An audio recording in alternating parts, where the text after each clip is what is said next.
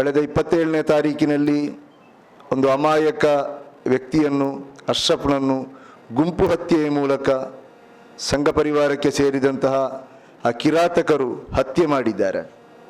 ಆ ಬಳಿಕ rowdy sheeter Suhas ಶೆಟ್ಟಿಯ ಹಲವಾರು ಕೊಲೆ ಪ್ರಕರಣಗಳಲ್ಲಿ ಭಾಗಿಯಾಗಿರ್ತಕ್ಕಂತಹ ಫಾಜಿಲ್ ಇರ್ಬೋದು, ಕೀರ್ತಿ ಇರ್ಬೋದು, ಬೇರೆ ಬೇರೆ ರೀತಿ ಅವರ ಕೊಲೆ ಪ್ರಕರಣ ಸೇರಿದಂತೆ ಬೇರೆ ಬೇರೆ ಕ್ರಿಮಿನಲ್ ಚಟುವಟಿಕೆಯಲ್ಲಿ ಭಾಗಿಯಾದಂತಹ ಸುಹಾಸ್ ಶೆಟ್ಟಿಯ ಕೊಲೆ ನಡೆಯಿತು. ಆ ನಂತರ ಈ ಸುಹಾಸ್ ಶೆಟ್ಟಿಯ ಕೊಲೆ ನಡೆದ ನಂತರ ಇಲ್ಲಿ ಸಾಮಾಜಿಕ ಜಾಲತಾಣಗಳಲ್ಲಿ ಪ್ರಚೋದನಕಾರಿಯಾದಂತಹ ಬರಹಗಳು ಹರಿದಾಡಲಿಕ್ಕೆ ಆರಂಭವಾಯಿತು.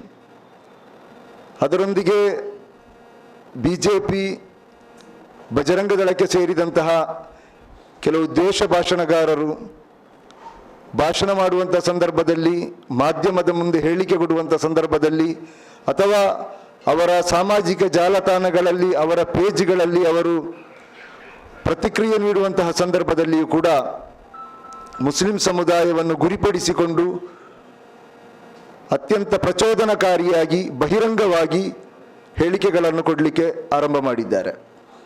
ಅದು ಎಲ್ಲಿಯವರೆಗೆ ಅಂತ ಹೇಳಿದರೆ, ಒಂದು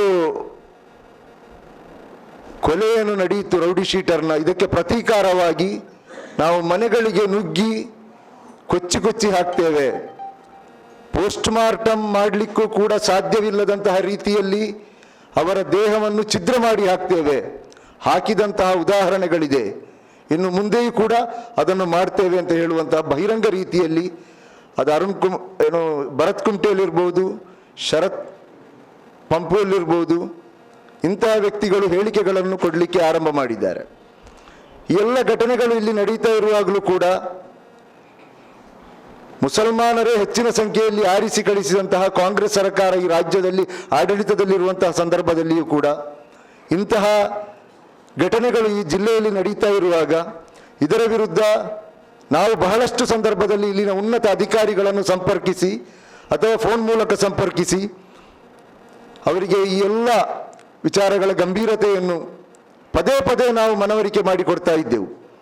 ಇಂತಹ ಘಟನೆಗಳು ದಕ್ಷಿಣ ಕನ್ನಡ ಜಿಲ್ಲೆಯಲ್ಲಿ ನಡೀತಾ ಇದೆ.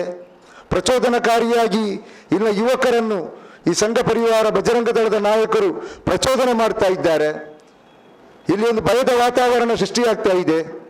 ದಕ್ಷಿಣ ಕನ್ನಡ ಜಿಲ್ಲೆಯಲ್ಲಿ ಒಂದು ಅಘೋಷಿತವಾದಂತಹ ಕರ್ಫ್ಯೂ ಥರ ಈ ಜಿಲ್ಲೆಯಲ್ಲಿ ಜನರು ಭಯದ ನೆರಳಿನಲ್ಲಿ ಬದುಕ್ತಾ ಇದ್ದಾರೆ. ನಾಳೆ ಏನಾಗ್ಬೋದು ಅಥವಾ ಇವತ್ತೇನಾಗ್ಬೋದು, ನಮ್ಮ ಮಕ್ಕಳು ಹೊರಗೆ ಹೋದವರು ಪುನಃ ಮನೆಗೆ ಬರ್ತಾರ ಅಂತ ಹೇಳುವಂತಹ ಭರವಸೆ ತಂದೆ ತಾಯಿಗಳಿಗಿಲ್ಲ. ಆದರೆ ಇಲ್ಲಿ ಪೊಲೀಸರು ಒಂದು ಕಾಟಾಚಾರಕ್ಕೆ ಕೆಲವು FIRಗಳನ್ನು ಮಾಡಿದ್ದಾರೆ.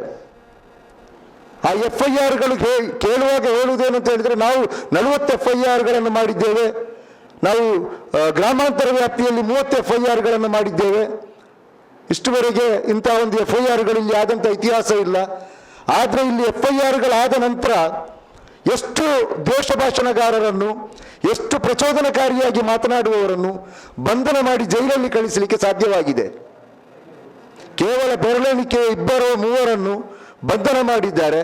ದಿವಸಗಳ ಒಳಗೆ ಅವರು ಬೇಲ್ ತಗೊಂಡು ಹೊರಗೆ ಬಂದಿದ್ದಾರೆ ಮತ್ತು ಕೂಡ ರಾಜಾರೋಷವಾಗಿ ಕೆಲಸವನ್ನು ಮಾಡ್ತಾ ಇದ್ದಾರೆ. ಇದೇ ರೀತಿ ಮುಂದುವರಿದರೆ ಈ ಸಮಾಜದ ಪರಿಸ್ಥಿತಿ ಏನಾಗ್ಬೋದು? ದಕ್ಷಿಣ ಕನ್ನಡ ಜಿಲ್ಲೆಯಲ್ಲಿ ಅಭಿವೃದ್ಧಿ ಆಗ್ತಾ ಇಲ್ಲ, ದಕ್ಷಿಣ ಕನ್ನಡ ಜಿಲ್ಲೆಯಲ್ಲಿ ಡೆವಲಪ್ಮೆಂಟ್ಗಳಾಗ್ತಾ ಇಲ್ಲ, ಬಂಡವಾಳ ಶಾಹಿಗಳು ಬರ್ತಾ ಇಲ್ಲ ಅಂತ ಚರ್ಚೆಗಳಾಗ್ತಾ ಇದೆ. ಒಂದು ಕಡೆಯಲ್ಲಿ ಇಲ್ಲಿನ DCM ರವರು ಹೇಳ್ತಾರೆ 7 ಗಂಟೆ ಆಗುವಾಗ ಜಿಲ್ಲೆ ಬಂದಾಗ್ತದೆ, ಆ ಜಿಲ್ಲೆಯನ್ನು ಅದಕ್ಕೆ ಬೇರೆನೇ ಒಂದು ಯೋಜನೆಯನ್ನು ಹಾಕಿ ಆ ಜಿಲ್ಲೆಯನ್ನು ಸರಿ ಮಾಡಬೇಕು. ಹೀಗೆ ಹೋದರೆ 7 ಗಂಟೆಗೆ ಅಲ್ಲ, ದಿನಪೂರ್ತಿ ಜಿಲ್ಲೆ ಬಂದಾಗುವಂಥ ಒಂದು ಸಾಧ್ಯತೆ ಇದೆ. ಹಗಲು ಹೊತ್ತಲ್ಲಿ ಒಬ್ಬ ಅಮಾಯಕ, ದುಡಿದು ತಿನ್ನುವಂತಹ ಶ್ರಮಜೀವಿ, ಯಾವ ಸಂಘಟನೆಗಳಲ್ಲಿಯೂ ಇಲ್ಲದಂತಹ ವ್ಯಕ್ತಿ, ಯಾವ ಕ್ರಿಮಿನಲ್ ಚಟುವಟಿಕೆಗಳಲ್ಲಿ ಕೂಡ ಭಾಗವಹಿಸಿದಂಥ ಒಬ್ಬ ವ್ಯಕ್ತಿ, ಅವನಷ್ಟಕ್ಕೆ ಅವನು ದುಡಿದು ತಿನ್ನುವಂತಹ, ಅವನ ಕುಟುಂಬವನ್ನು ಸಲಹುವಂತಹ, ಅವನ ಹೆಂಡತಿ ಮಕ್ಕಳು ತಂದೆ ತಾಯಿಯನ್ನು ಒಳಗೊಂಡಂತಹ ಒಂದು ಪುಟ್ಟ ಕುಟುಂಬದ ಜವಾಬ್ದಾರಿ ಹೊತ್ತುಕೊಂಡು ಕೆಲಸ ಮಾಡುವಂಥ ಒಬ್ಬ ಶ್ರಮಜೀವಿ ಅಬ್ದುಲ್ ರಹಮಾನ್ ಅಂತ ಹೇಳುವಂತಹ ಈ ಒಂದು ಪಿಕಪ್ ಚಾಲಕನನ್ನು ಇವರು ವ್ಯವಸ್ಥಿತವಾಗಿ ಪ್ಲಾನ್ ಮಾಡಿಕೊಂಡು 10-15 ಮಂದಿಯ ತಂಡ ಮಾಡಿಕೊಂಡು ಪೊದೆಯಲ್ಲಿ ಅವಿತು ಕುಳಿತು ಇಂತಹ ಜಾಗದಲ್ಲಿ ಅವನು ವಾಹನದಲ್ಲಿ ಬರ್ತಾನೆ ಅಂತ ಹೇಳುವಂತಹ ಮಾಹಿತಿಯನ್ನು ಪಡ್ಕೊಂಡು ಅದೊಂದು ಪ್ಲಾನಿಂಗ್ ಆಗಿ ಮಾಡಿದಂತಹ ಕೆಲಸ ಅಲ್ಲಿ ಹಿಂಬದಿಯಿಂದ ಹೋಗಿ ಕೊಚ್ಚಿಕೊಂಡು ಕೊಲೆ ಮಾಡ್ತಾರೆ. ಭೀಕರವಾಗಿ ಒಬ್ಬ ಮನುಷ್ಯನನ್ನು ಕೊಲ್ಲುವುದರಲ್ಲಿ ಅತ್ಯಂತ ಭೀಕರವಾಗಿ ಕೊಚ್ಚಿ ಆ ವ್ಯಕ್ತಿಯನ್ನು ಕೊಲೆ ಮಾಡ್ತಾರೆ. ಒಟ್ಟಿಗೆ ಇನ್ನೊಬ್ಬ ಕಲಂದರ್ ಶಾಫಿ ಅಂತ ಹೇಳುವಂಥ ವಾಹನದಲ್ಲಿ ಇದ್ದವನನ್ನು ಕೂಡ ಅದೇ ರೀತಿಯಾಗಿ ಬಡಿತಾರೆ, ತಲವಾರಲ್ಲಿ ಹೊಡಿತಾರೆ. ಆದರೆ ಆ ವ್ಯಕ್ತಿ ಏನೋ ಜೀವಬಲಯದಿಂದ ಆಯುಷ್ಯ ಗಟ್ಟಿ ಇದ್ದ ಕಾರಣ ತಪ್ಪಿಸಿಕೊಂಡು ಎಲ್ಲೋ ಹೋಗಿ ಪೊದೆಯಲ್ಲಿ ಕೂತ್ಕೊಳ್ತಾರೆ. ಆದರೂ ತುಂಬ ಹೊತ್ತು ಈ ಕಿರಾತಕರಿದ್ದಾರೆ, ಈ ಕೊಲೆಗಡುಕರಿದ್ದಾರೆ, ಈ ಸಂಘ ಪರಿವಾರ ಬಜರಂಗ ದಳದ ಕಾರ್ಯಕರ್ತರಿದ್ದಾರೆ, ತುಂಬ ಹೊತ್ತು ಅಲ್ಲಿ ಎಲ್ಲ ಅವನನ್ನು ಹುಡುಕಾಡಿದ್ದಾನೆ. ಎಲ್ಲಿಯೂ ಸಿಗದ ಕಾರಣ ಮತ್ತೆ ಅವರು ವಾಪಸ್ ಹೋದ್ದು. ಒಂದು ವೇಳೆ ಆತ ಸಿಗ್ತಾ ಇದ್ದರೆ ಅಲ್ಲಿ 2 ಹೆಣಗಳು ಬೀಳ್ತಾ ಇತ್ತು. ಈ ಕಲಂದರ್ ಶಾಫಿ ಕೂಡ ಇವತ್ತು ಗಂಭೀರ ಗಾಯಗೊಂಡು ಆಸ್ಪತ್ರೆ ತುರ್ತು ಚಿಕಿತ್ಸಾ ವಿಭಾಗದಲ್ಲಿ ಜೀವನ್ಮರಣ ಹೋರಾಟ ಮಾಡ್ತಾ ಇದ್ದಾರೆ. ಅಂದರೆ ಈ ದಕ್ಷಿಣ ಕನ್ನಡ ಜಿಲ್ಲೆ ಇದು ಎಲ್ಲಿಗೆ ಹೋಗ್ತಾ ಇದೆ? ಇಲ್ಲಿ ಪ್ರಚೋದನಕಾರಿಯಾದಂತಹ ಸ್ಟೇಟಸ್ಗಳನ್ನು ಘೋಷಣೆಗಳನ್ನು ಮಾಡ್ತಾ ಇದ್ದಾರೆ. ಅವರಿಗೆ ಯಾವ ಸಂಘಟನೆಯಲ್ಲಿ ಯಾವ ಪಕ್ಷದಲ್ಲಿಯೂ ಗುರುತಿಸಿಕೊಳ್ಳದಂತಹ ಒಬ್ಬ ಅಮಾಯಕನನ್ನು ಅವರು ಕೊಲ್ತಾರೆ ಅಂತ ಹೇಳಿದರೆ ಇಲ್ಲಿ ಜನಸಾಮಾನ್ಯರ ಪರಿಸ್ಥಿತಿ ಏನು ದಕ್ಷಿಣ ಕನ್ನಡ ಜಿಲ್ಲೆಯಲ್ಲಿ? ಅಂದರೆ ಇವರಿಗೆ ಬೇಕಾದದ್ದು ಒಬ್ಬ ಮುಸಲ್ಮಾನನನ್ನು ಇವರಿಗೆ ಕೊಲ್ಲಬೇಕು. ಅಂದರೆ ಇಲ್ಲಿ ಮುಸಲ್ಮಾನರಿಗೆ, ಅಲ್ಪಸಂಖ್ಯಾತರಿಗೆ ಇಲ್ಲಿ ರಕ್ಷಣೆ ಇಲ್ಲ ಅಂತ ಹೇಳುವಂಥದ್ದು ಮತ್ತು ಸಾಬೀತಾಗ್ತಾ ಇದೆ.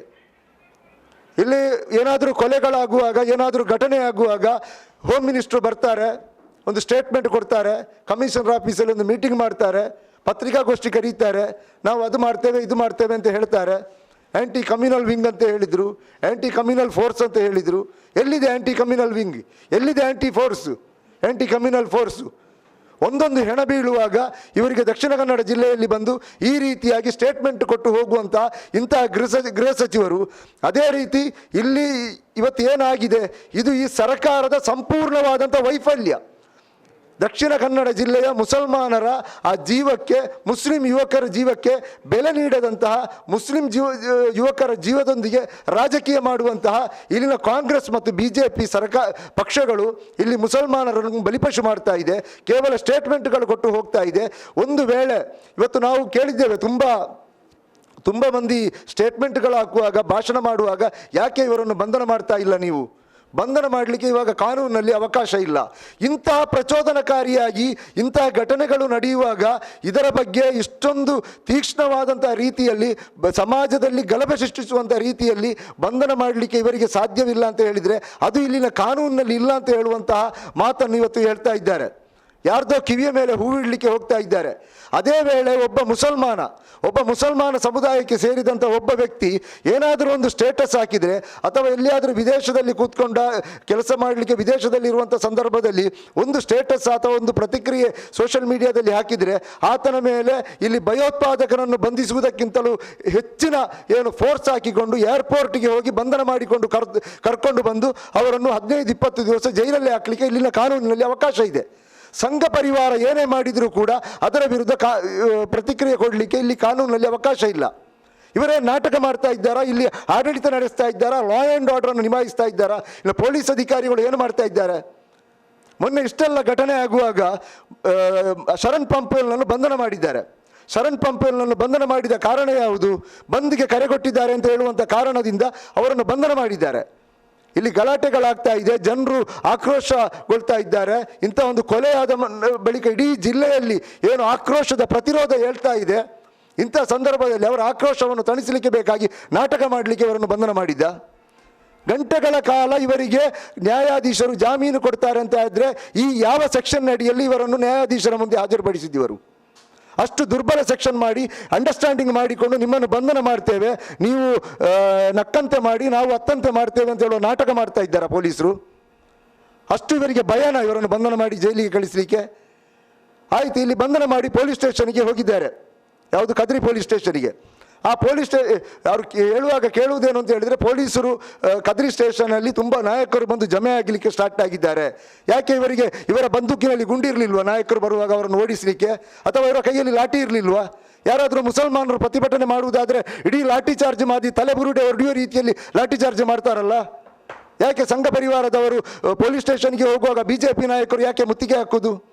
ಅಲ್ಲಿನ ಪೊಲೀಸ್ ಸ್ಟೇಷನಲ್ಲಿರುವಂತಹ CC ಕ್ಯಾಮರಾವನ್ನು ಚೆಕ್ ಮಾಡಬೇಕು, ಒಬ್ಬೊಬ್ಬರನ್ನು ಅರೆಸ್ಟ್ ಮಾಡಬೇಕು. ಪೊಲೀಸರಿಗೆ ಅವರಷ್ಟೇ ಕೆಲಸ ಮಾಡಲಿಕ್ಕೆ ಬಿಡುವುದಿಲ್ಲ ಅಂತ ಹೇಳಿದರೆ ಸಂಘ ಪರಿವಾರ BJPಯ ಶಾಸಕ ಇರ್ಬೋದು, MLA ಇರ್ಬೋದು, MP ಇರ್ಬೋದು, ಕಾನೂನಿಗಿಂತ ಮೀರಿ ಕೆಲಸ ಮಾಡುವುದಾದರೆ ಅವರನ್ನು ಬಂಧನ ಮಾಡಿ ಒಳಗೆ ಹಾಕಲಿಕ್ಕೆ ಈ ದೇಶದ ಕಾನೂನಿನಲ್ಲಿ ಅವಕಾಶ ಇದೆ.